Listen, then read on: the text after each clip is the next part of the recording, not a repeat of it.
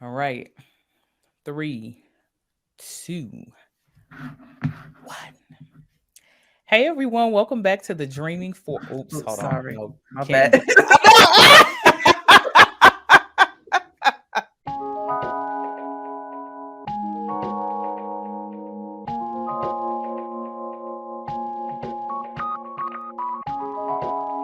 Hey everyone, welcome back to the Dreaming Forward podcast. I'm Kalyn Wilson. And I'm Shalon Johnson. And we are going to be spending time this month talking about our organizations born or built.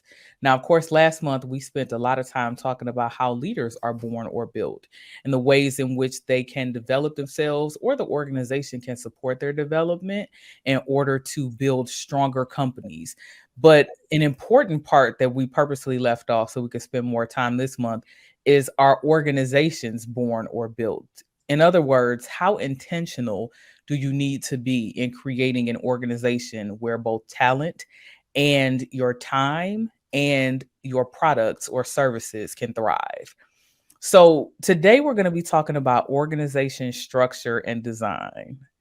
Arguably, Shalon, this is probably one of the most unsexy aspects of our job. Hmm. Um, People love talking about leadership development and developing cool verticals and products and services, but designing organizations is much less interesting. So, before we get into the research, what are some of the things that are most salient to you in organization design? So I think it would be thinking bigger picture. Mm, When we think organization design, we think more about what are those strategic initiatives, what are those high level projects that need to happen in mhm, order to push the organization forward. And so for me, that's what it will be. What are we putting into our strategic plan? mhm. And how are we thinking about moving the organization forward in the next 3 to 5 years? Sometimes it might be more, but I think 3 to 5 years is a good length of time in order to I was going to say implement that. some things, Yes. right? In order to implement some things and actually see its progress and track some data on that. And Mhm, so that could include a job restructuring, that could mhm. include implementing new technologies, that could include sometimes laying off different departments or roles. I think it really just depends on what the organization is trying to do, what that bigger picture is in those three to Mhm. 5 years. So, because I got to stop us at the 3 to 5 years because we know how important the 3 to 5 year mark is. But Mhm. what would you tell, especially an executive leader, something a C suite, and in particular, a CEO or president um, or founder who is just completely flabbergasted and here in 3 to 5 years versus 3 to 5 months? Get over it. If I'm being completely honest, it really depends on the size of your company or Hmm. organization. Even if it's a smaller company, let's say like 100 to 500 people in that company, Yeah. it's still going to take some time because when you're doing big projects like this, and everything is a project, so that's why I'm using that word. But when you Hmm. do big projects like this, it takes some time to even outline what you want to do. It Yep. takes some time to get people all on the same page. You To might even have, identify the stakeholders, because the people who yes, you think should be working on it, they probably your faves, but they might not actually be the people who need to get this project done. I've seen that so many exactly, times. exactly. There'll be blockers. But then another Yes. way to look at it is even if you are not necessarily a key stakeholder, is it still important for you to be in a room just to Mm, offer some type of perspective? But the mhm. point is, you have to really have some time to think about all of these things. And Yeah. so 3 to 5 months is not really realistic. 3 to 5 Mm. years is kind of the sweet spot. And I think the conversation centers around what are your milestones, Yeah. because a part of what makes people scared of the 3 to 5 years is that no progress will have been made along the way. So that's where it's important for you to have really strong project managers. Is where it's very important for you to have great visionaries involved. Who Right. are your motivators, your influencers? But that's getting us off course just a little bit. We're gonna get more Yeah. into that later on this month. I want to back us up though, because one of the first decisions that you have to make is what is going to be the structure of your organization. Mhm. So many times organizations start, especially companies which are founded. So it's just like the first 3 employees. Your org structure is going to be what's considered a flat structure, meaning there are very few layers of management. Excuse me, it's going to be easy communication. Things move very, very fast. And then eventually you will move into having those levels and layers. But it's important to be intentional about how you move and grow.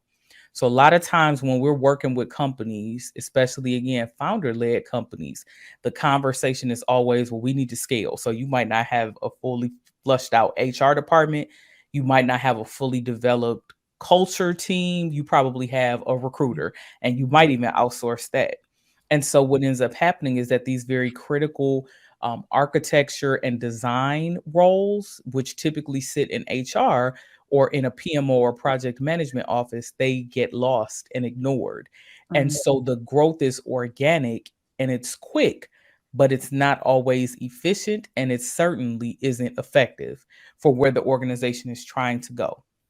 So from the very beginning, and this is regardless of whether or not you're planning to go public, sell, sunset it, whatever the case may be, that intentionality impacts everything from the employee experience to your employer and consumer brand to Mhm. the speed at which you can develop and scale your products and services. So let's talk about a few of the organization structures. I already named one, which is the flat structure. Another very commonly known one is the functional structure. So this is typically where you are shaped by just what it says, functions. And then there is the matrix organization. And so matrix typically contains a cross of a couple of factors. One of which could be geographic regions, another could be verticals, so certain products and services, another could be set up by what is known as networks, but in general, the key here is that it's crossing two. So you could think of it almost like a T. So with matrix organizations, those tend to be your much larger corporations. We know those very well. They're typically sitting at the top of the, uh, you know, stock charts, or Fortune 100 companies. And smaller companies tend to be split either as flat or functional structures. There are pros and cons to each, right? So again, I mentioned about the flat organizations that when you're flat, it's easy to get things done because you don't Mhm. have to have a whole lot of reporting, you don't have to have a whole lot of approvals. But once you get larger than, I would say, like 10 people, that flat structure is not nearly as effective. That's when you need to transition over, excuse me, to probably more of a functional structure, which is where again people have very clear delineation of duties, job structures, etc. And then eventually you might find it helpful to move over into a matrix organization. So I'm going to pause there because that's a lot of Yeah, information, yeah. right?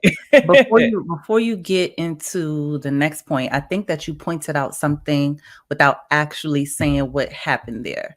And so Mm, you talked about the transition from one structure to the next structure. mm-hmm, I don't want people to feel as though that transition can't happen. And in the beginning of you founding your company, you have to stick with this one mm-hmm, structure. No, mm-hmm, you should be transitioning structures as you grow. When you work in really large organizations, you may have, or you may see these different structures in departments. One department may have a flat kind of setup, one might have a functional. I'm not saying that's right or wrong. exactly. I'm just saying that you may see a mix of that in the departments depending on where you are. I love that. And I was pulling up, we're getting to the point where we want to make sure that we reference relevant research as well. So HubSpot actually has a wonderful article that sums all of that up succinctly in writing if you're a person who loves to read maybe more than listen. And because org design is its own field. So Shalana and I do a lot of work with our clients around org design, even from a DEI lens. So quick note, when you're talking about equity and inclusion, org design plays a significant role in that. Because if your organization, for example, is too flat, things like complaints or employee relations end up getting lost because there's no structure set up or hierarchy of control or leadership to make it so that people can voice issues with equity and inclusion. So that's just a little sidebar. We always got to toss those in. But I want to talk about four elements. There are more, but these four in particular that were referenced in the HubSpot article. It talked about four elements of org design that are particularly impactful, and that is chain of command, departmentation, span of control, and centralization. So I'm going to say those again. The HubSpot article references four key elements of organization design, and that is centralization, departmentation, span of control, and chain of command. So when you're thinking about organization design, each of those types that we named before have different setups for those four areas. So when you think about chain of command, it is who reports to who, how you approve things, how you delegate work. And so in very flat organizations, there typically is a very low level of chain of command, if any at all. So this is when you get together with a couple of your buddies, you start this company, y'all sit in one room, come up with a great idea, boom, we run it forward with it. But when you get up to 100 employees, governance won't even allow you to operate like that. You have to have approval structures, you have to have processes in place. And so when you think about departmentation is the idea that people have roles and functions which require specialization. So finance only works on finance. They're not finance and engineering. Engineering only works on engineering. They are not also HR. And so again, the more people you have, the more specialized your services, maybe the more markets you touch. So if you move into international markets, you may find that your organization needs to have more departments. How will that look? You want to be intentional about creating it. Right. So we'll stop for a second with those two, because chain of command and departmentation are very important, because Shalon and I have both seen clients where they'll nestle everything under a chief admin officer title. So finance, HR, and like procurement. What's another department that facilities maybe? All of that will go under an administrative officer, but that is not always the best case.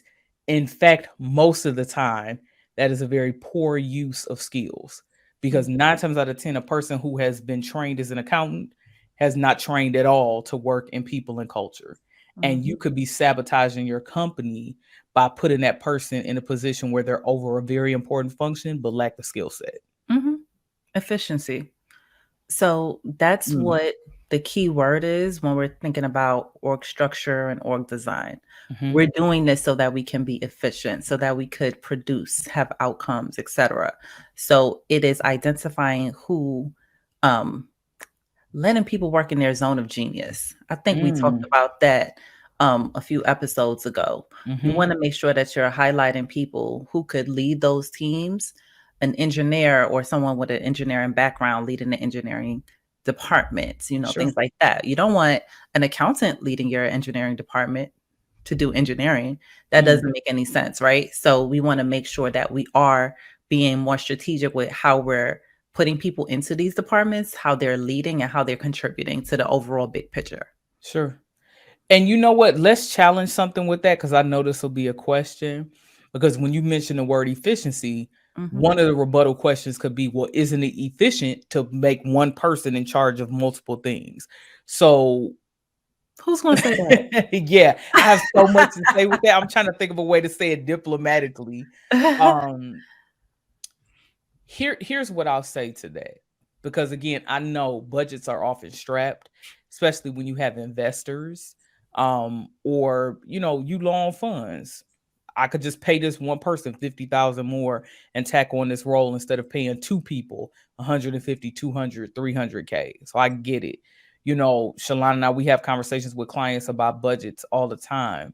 We don't want you to ignore the importance and the impact, particularly around people and culture, for speed, Right. because you could be reinforcing some very troubling norms that Mhm. will be a nightmare to try to fix later.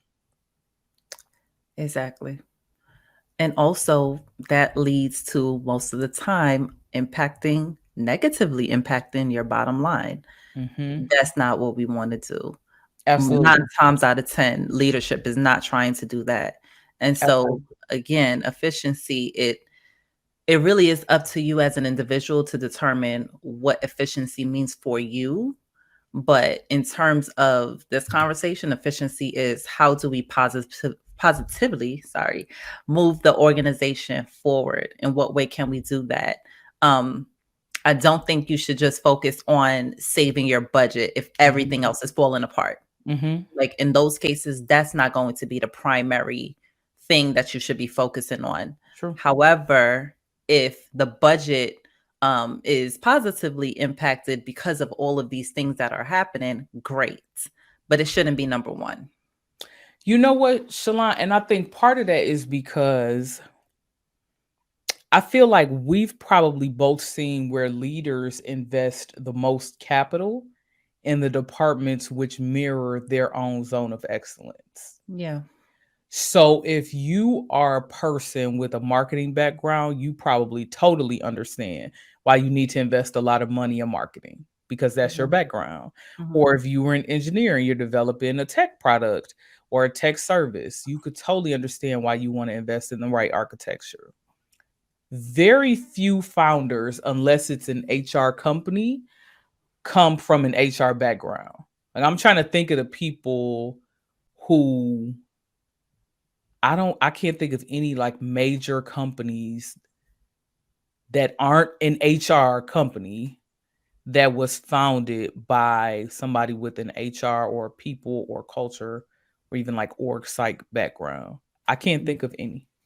And I mhm, think one that may come close to making that type of investment when I think about it could be Meta, of course, formerly Facebook, because Sheryl Sandberg, as the chief operating officer, I think HR fell under her authority, if I'm not mistaken. And they ended up investing quite a lot into their people and culture work. I want to say fairly early in their company journey. Now, let me give a caveat because I know somebody going to be on fire in the comments. yeah. I totally understand that they are not perfect from a DEI standpoint. I don't know of any company who is, but Mhm. I'm just saying in terms of the initial investment. So Yeah. investing in structured HR teams, investing in building things out, investing in collecting the right data about employee experience, people experience, etc. I think I want to say they did that fairly early. Google might be another example, and of course, Alphabet is their parent company, so I want to say maybe they did as well. I don't know many who did, and you can see it. Like when you when we hear about companies dealing with these very long-standing issues, some of this stuff had been happening since year 2 and 3. Mhm, mhm. And when it's happening that early in the journey, if we really think about it, that's an org design issue. But a lot That's of an org people don't design notice issue. that. Mhm. So you would see things bubbling. Me and you could work on teams and see things bubbling and popping up, but that's not always communicated so far up. No. And then Mm-mm. sometimes if it's communicated to your next up, who will be like your direct manager or something like that, Yeah. they may not do anything Yeah. or it's not in their power to do anything. And so it never gets up. But Yeah. in other instances too, even if it does travel all the way up, um, if it's not in their strategic plan, 9 times out of 10, they're like, Mhm. "Oh, no, we're not talking about anything else for the next 3 to 5 years. We're only talking Mhm. about these things here that's listed."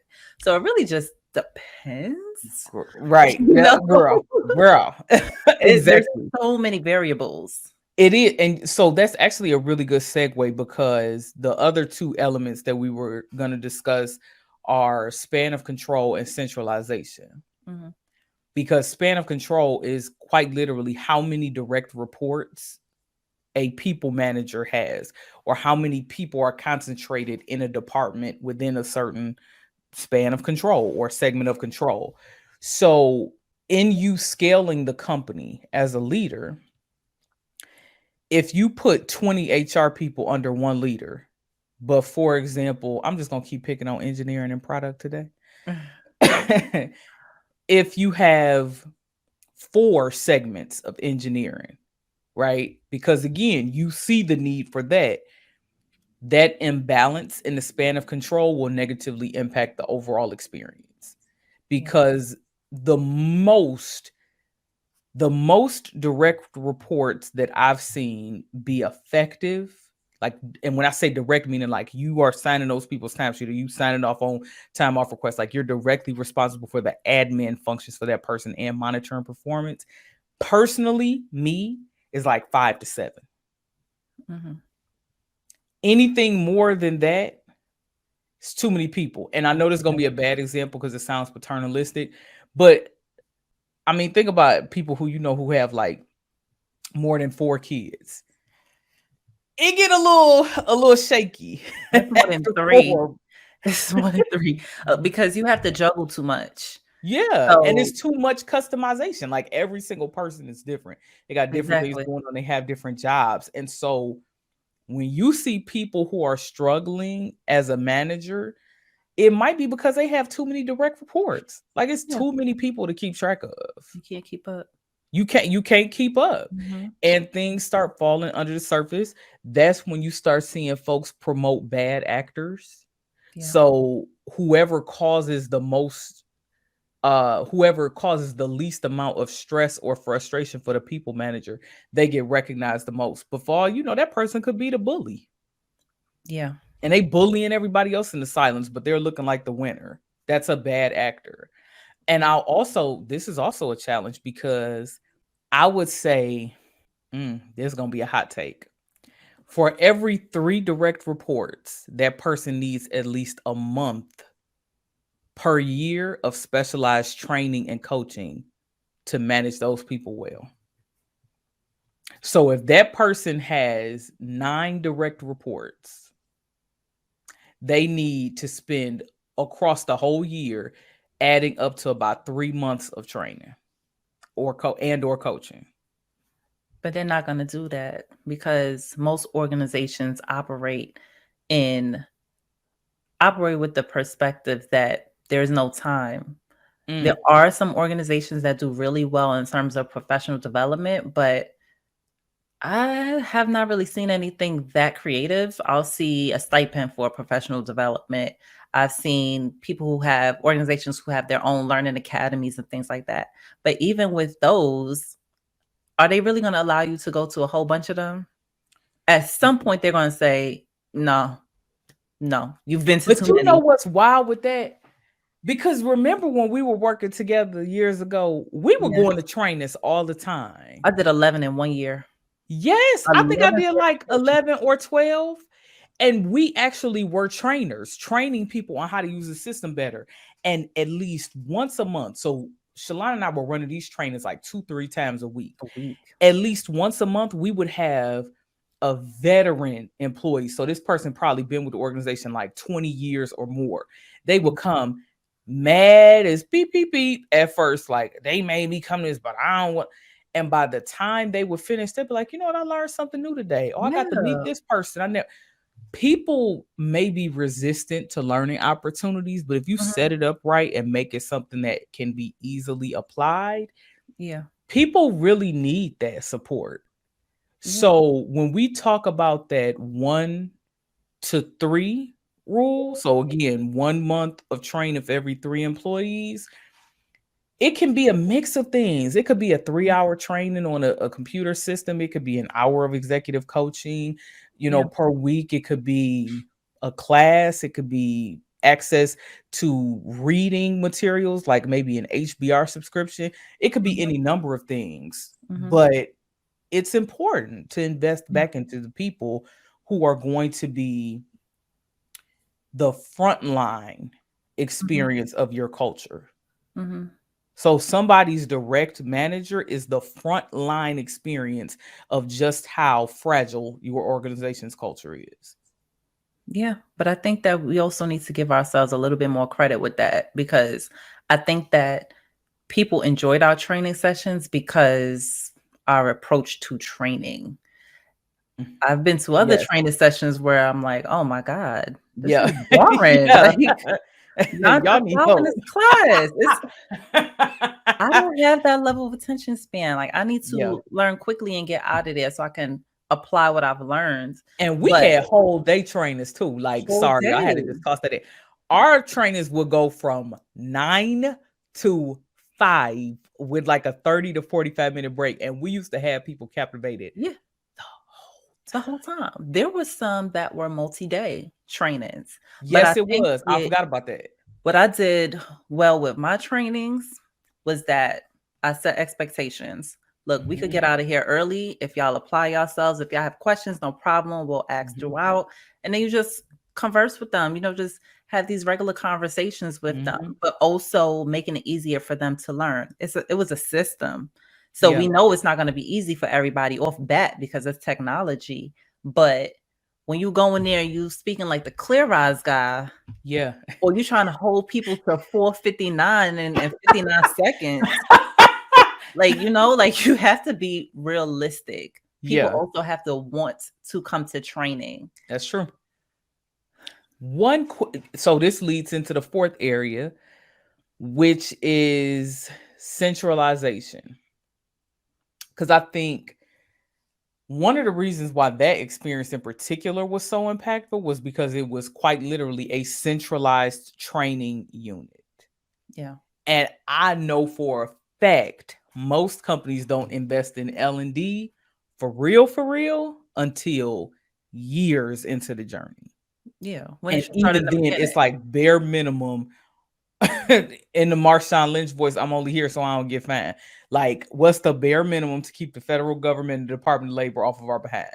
Right. But that's not good No. because L&D includes onboarding, it includes training for new jobs, it includes managers training, it includes conflict resolution training, it includes all the things. Yeah. And so centralization is not a dirty word. If you are aiming to centralize certain functions, training and development has to be a part of that. Yeah. Effective communication has to be a part of that. Self-service resources has to be a part of that. So why do you use your shared drive or your shared site or SharePoint or some intranet site where Hmm. people can find things to review it, to get acclimated to it? That's a part of it too. And then sometimes stuff needs to be decentralized. So like there was a process at one of my old jobs where it was a centralized approval process for things, but we needed a lot of things approved. And it was like little, not negligible amounts, Hmm. but kinda. And it was like, we got to go all the way through this. And this is like every week we're doing this. This is frustrating. So this gets into thinking about your org structure too, Yeah. because how easy is it for you to review the employee experience? Hmm. Just like you would make it extremely easy to know how customers are feeling, how easy do you make it for employees to give you feedback too? Right. Because if the process is an employee pain point, that's a flight that makes people a flight risk. Hmm. Right. And centralization, that's the checks and balances in the Hmm. organization. So if I know that all of these departments have the same processes for these five things, then Hmm. I know that if somebody does it wrong, then we can easily point out that it's done wrong and correct that issue. So while Yes. decentralization, it can also be a good thing, centralization is also really good for the overall what's the word? For moving the organization forward Hmm. overall. If a The whole pace, department like it yeah, determines the organization's pace in many ways. exactly. Hmm. Yeah, because if a whole department decided to quit or go on strike for an undisclosed amount of time, how are we gonna move things forward? Yeah. How is another department gonna pick up the slack or even other employees and things? But if you're centralized, Yes. then you have other departments that already know what to do and could pick up that slack. But Absolutely. Kaylin, I want to get into what our wrap up is. Like, what are our lessons Yeah. learned with this? Yeah. I think, you know, one of the most important things that we want you to walk away with is the idea that it should be intentional. Yeah. You should be thinking ahead for these things. So when we talk about that 5-year runway, if you want to move from a flat structure to a matrix structure, what will the milestones look like along the way? Yeah. What are the growth points? So is the pivot point from flat to functional 25 employees, and then the pivot point from functional to matrix is 73? What does that look like? Is it a cost? Is it a product? Market share, whatever that is, just be intentional, Mhm. because employees appreciate that intentionality, and it helps them to know that they matter, right? Org design is not just about dollars and cents. It's about making your company a place where people want to be. I think you wrapped that up perfectly, Kalyn. I think we can end on that note. Awesome. Well, we're looking forward to the rest of the conversations this month. We got some good stuff lined up for y'all. Stay tuned. Make sure to like, share, and subscribe, and look out for new episodes every Wednesday. See y'all again soon. See you.